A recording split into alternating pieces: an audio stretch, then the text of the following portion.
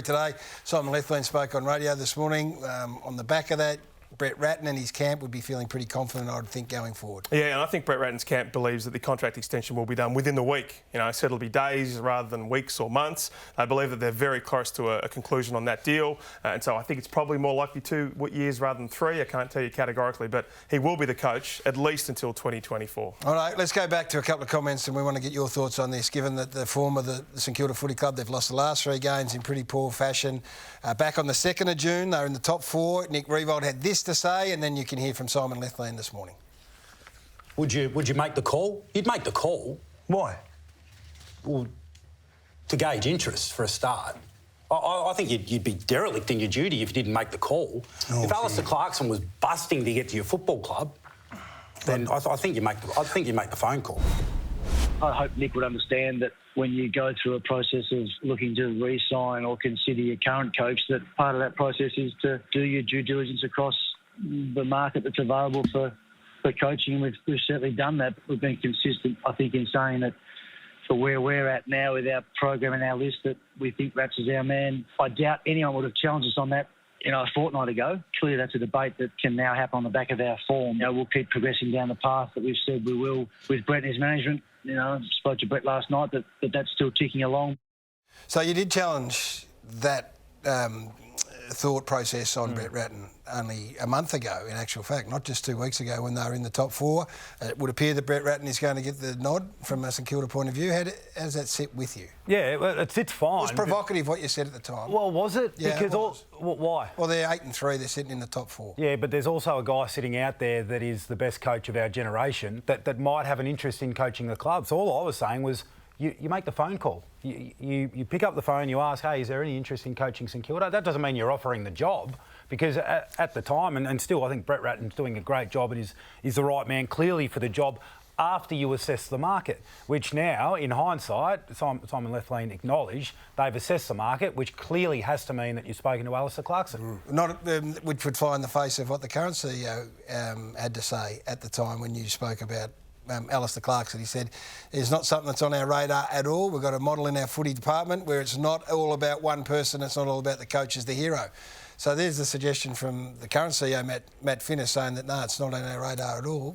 Comments today from Simon Lethlean can be interpreted as saying you do your due diligence, speak to those that are available. Which is great. So I think they've arrived in the exact position that they should have, where you assess the market and then you make a decision with all the information that Brett Ratten is the best person for the job, and you re-sign him and you move forward as a group. The greatest challenge for the coach of St Kilda, whoever it is do they have the A-grade players? With the greatest respect to the players there, do they have enough A-graders on their list to take them to the promised land?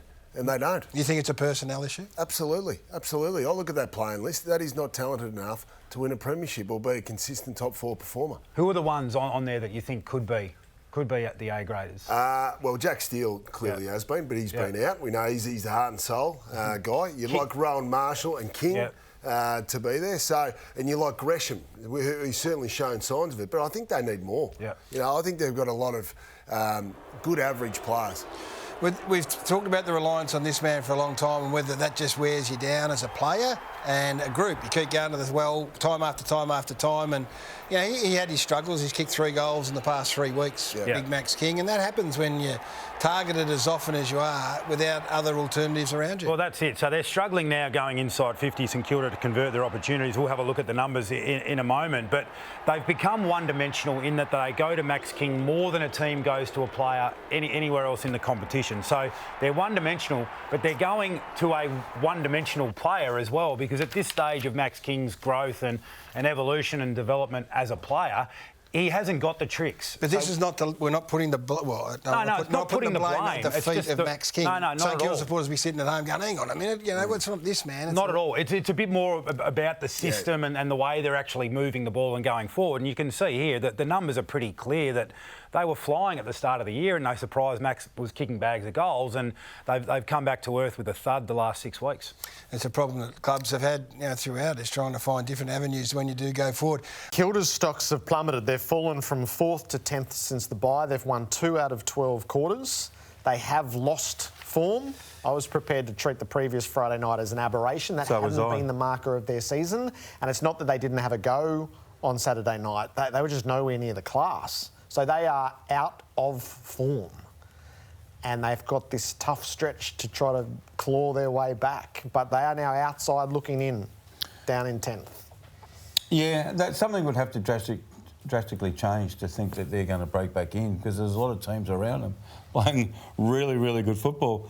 I mean, I just said Richmond, I think their best is the best outside, and they're in 9th spot and St Kilda are in 10th, and St Kilda haven't got a patch on Richmond at the moment. It was really disappointing, really disappointing. Their response was worse than what their previous performance was against Essendon. You think, really? Can that happen? I heard Leo Montagna talking on Fox last night about they've become boring, stagnant, they're not taking on the game. You've got to play, you've got to attack, only because you watch. I don't know exactly, but you've got to attack with fury and you've got to defend with fury. And when you're not attacking with fury, Jared, you become really boring and predictable and so-so. So there's no room to move, there's no room to mark the ball, and you think, oh, what's going on here? How boring is this? Now, they looked spiritless on the weekend. They really did. So Brett Ratton, who they said he's close to a contract extension. So they clearly made their decision a few weeks ago and then put in train the specifics around that to extend. Well, they made it public. Contract. Well, Andrew Bassett made it public when you interviewed him. I think Nick Riewoldt said at the time, I think he's touched on it again on the couch, you know, why not go and see what Clarkson's doing? And it depends on how ruthless St Kilda is. If this season falls apart, say it falls apart, and they lose a lot, so there's Andrew Bassett and Jason Blake and sit there and go, right, we'll stick with Brett Ratton. And I hope they do. I really like Rats and he's done a reasonable job. Or do they say, there's a guy called Alistair Clarkson out there, as Nick Riewoldt put on the plate a couple of weeks ago, should we go and inquire? Now, that's a job for St Kilda to work out. And clearly they're not going to.